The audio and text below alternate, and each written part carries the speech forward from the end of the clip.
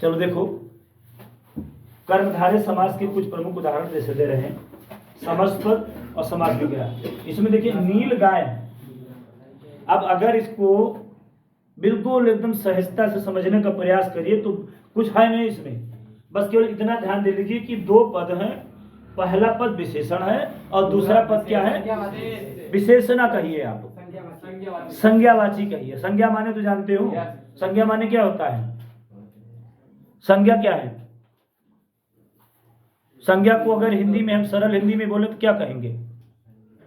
संज्ञा माने होता है नाम। अगर आपको परिभाषा याद हो, किसी व्यक्ति, वस्तु अथवा स्थान के नाम को संज्ञा कहते हैं। नाम तो किसी चीज का अगर हम नाम लेते हैं तो वो संज्ञा हो जाता है। समझ रहे हैं?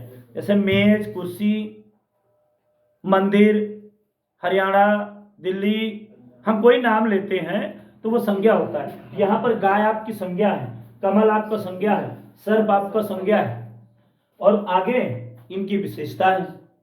तो नील गाय, तो नीली है जो गाय, गाय की विशेषता है कि वो नीली है। नील कमल, नीला है जो कमल, कमल की विशेषता है कि वो नीला है। कृष्ण सर्पा, अब सांप की क्या विशेषता है? काला, काला। तो यहां क्या लिखेंगे? काला है जो सांप, जो सर्प कहिए या सांप कहिए, बात दोनों एक ही है। उसके बाद महाजन, महाजन, महाजन का क्या मतलब होगा? महान, महान, महाजन। जन माने लोग, महा माने जो महान है। महान है जो, हाँ लोग ही कह लीजिए या व्यक्ति कह लीजिए। महान है जो,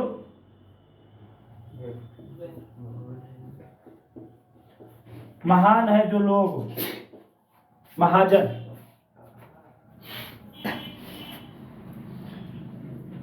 महाधन, महान है जो धन, महान, हाँ महान है जो धन।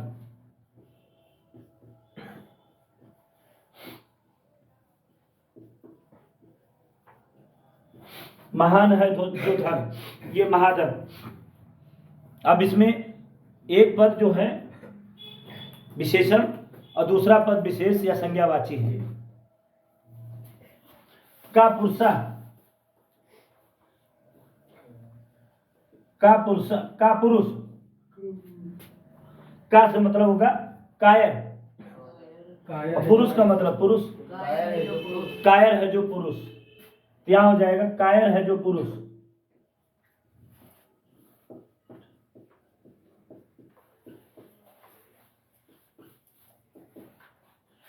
तो समझ में आ गया होगा कर्मधारय समास, पहला पद विशेषण और दूसरा पद विशेष। ये कर्मधारय की विशेषता थी। एक बार बैठना आराम से, चारों समास जो है उसको थोड़ा एक बार ध्यान से समझ लेना, बस समझ में आ जाएगा।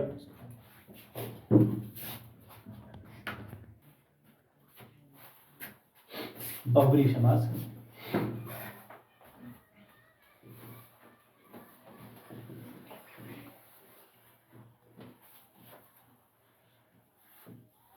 बहुब्रीहि समास। अब बहुब्रीहि समास की विशेषता याद है कि इसमें दो पद हैं, पहला पद और दूसरा पद। तो इसमें पहले पद और दूसरे पद की विशेषता ना बता करके किसी अन्य पद की विशेषता बताई जाती है बहुब्रीहि समास में। लिखिए, जिस समास के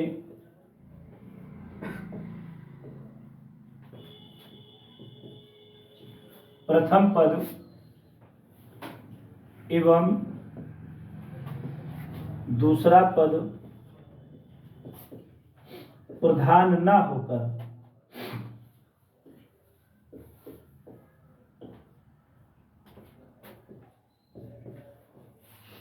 कोई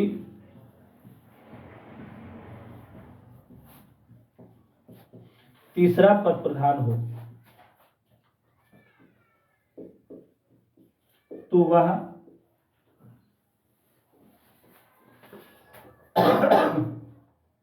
बहुव्रीहि समास कहलाता है।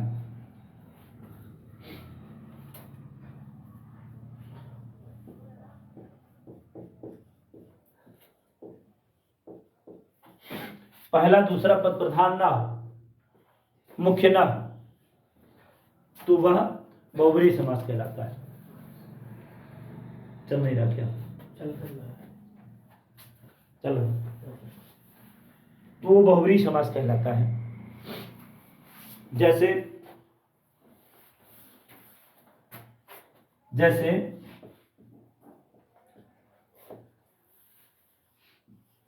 वीणा पाणी, वीणा पाणी, इसमें दो पद हैं, वीणा पाणी। वीणा माने वीणा और पाणी माने हाथ। वीणा और हाथ दो पद हैं, परंतु इसका भाव क्या निकलता है कि वीणा है जिसके हाथ में। वीणा पाणी का अर्थ क्या निकलता है कि वीणा है जिसके हाथ में, ये तो निकल रहा है। वीणा पाणी किसको कहा जाता है? माता सरस्वती को कहा जाता है। वीणा माता सरस्वती के हाथ में। तो इसका ये आपका समस्त पद है, ये आपका समस्त पद है। समास विग्रह क्या होगा इसका? समास विग्रह, तो इसका अर्थ क्या होगा?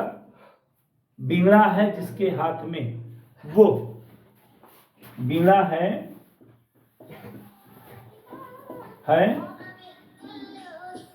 जिसके हाथ में, वह अर्थात कौन? माता सरस्वती। सरस्वती लिख दीजिए आप, माता सरस्वती। वीणा है जिसके हाथ में। चंद्रधर, चंद्रधर, चंद्र माने चंद्रमा, धर माने धारण करने वाले। कौन? शिव। हाँ, चंद्रमा को जो धारण करता है, चंद्रमा को जो धारण करता है, चंद्र को जो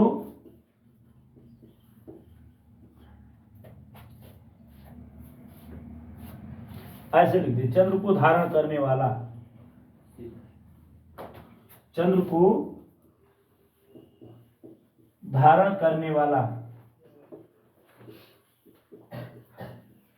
लेकिन में कौन है? भगवान शिव। शिव जी हो गए। शिव जी चंद्रमा को अपने सिर पर धारण करते हैं। चक्रधर, चक्रधर, चक्रधर का मतलब चक्र को जो धारण करता है, चक्र को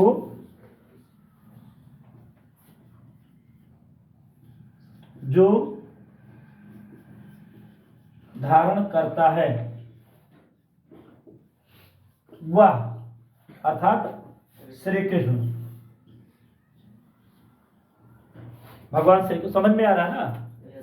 चक्र को जो, अब इसमें देखिए, चक्रधर शाब्दिक अर्थ क्या है? चक्र, और धर माने धारण करना। तो दोनों का अर्थ प्रधान नहीं, तीसरा पद प्रधान है, जो है नहीं। चक्र को जो धारण करता है वो पीतांबर, पीतांबर, पीत माने पीला, अंबर माने वस्त्र। इसका अर्थ शाब्दिक अर्थ है पीला वस्त्र, लेकिन विग्रह क्या होगा? पीला है जिसका वस्त्र, पीला है जिसका वस्त्र, वह अर्थात श्री कृष्ण, भगवान श्री कृष्ण। सुलोचना,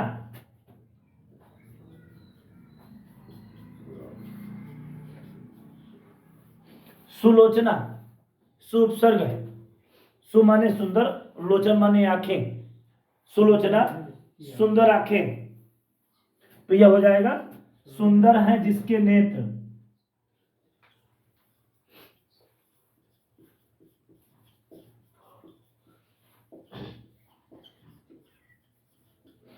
सुंदर है जिसके नेत्र,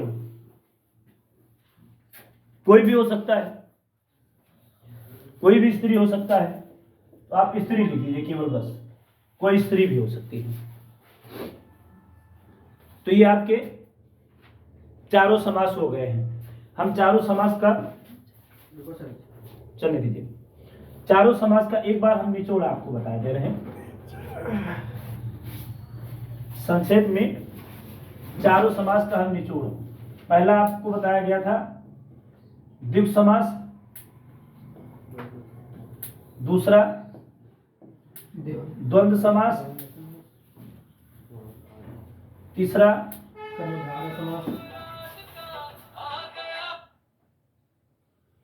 कर्मधारय समास, चौथा बहुब्री समास। अब इसको केवल संक्षेप में ऐसे समझ लो, बहुब्री समास है। अब द्वित्व समास में क्या है, पूर्व में पहला पद संख्या, पूर्व में संख्या, समासिक पद के पूर्व में संख्या होना चाहिए, तो द्वित्व समास होता है। और मध्य में और या योजक चिन्ह होना चाहिए, समझ गए।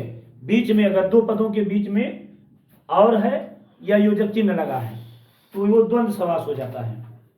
और कर्मधारय समास में पहला पद विशेषण, दूसरा संज्ञा, दूसरा आप संज्ञा लिख लीजिए, कोई नाम। और बहुब्री समास में तीसरे पद की प्रधानता, बहुब्री में तीसरे पद की प्रधानता। तो ये चारों बातें हमें याद रखना है। द्वित्व समास में पूर्व में संख्यावाची होगा, और द्वंद्व में बीच में और या योजक चिन्ह लगा होगा। कर्मधारय समास में पहला पद विशेषण और दूसरा संज्ञावाची होगा। बहुब्री समास में किसी तीसरे पद की प्रधानता होगी, जो लिखा होगा वो नहीं होगा। ये आपके चारों समास हो गए हैं।